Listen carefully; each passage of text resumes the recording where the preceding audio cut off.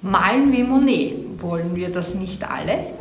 Ich zeige euch heute in einem kleinen kurzen Video, wie man Seerosen auf ganz einfache Art und Weise, ohne viele Vorkenntnisse, malen kann.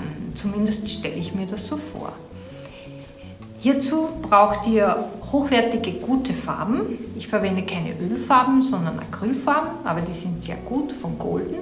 Phthalo-Blau und Phthalo-Grün zu gleichen Teilen gibt eine wunderbare Mischung in Türkis.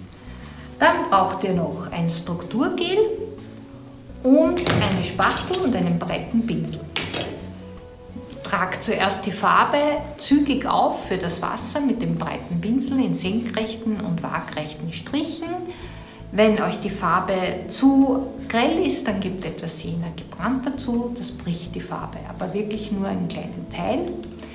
Dann, wenn das Ganze getrocknet ist, gebt ihr das Strukturgel mit der Spachtel drauf, lasst das auch wieder trocknen und dann modelliert ihr mit der Spachtel die Blätter und die Blüten.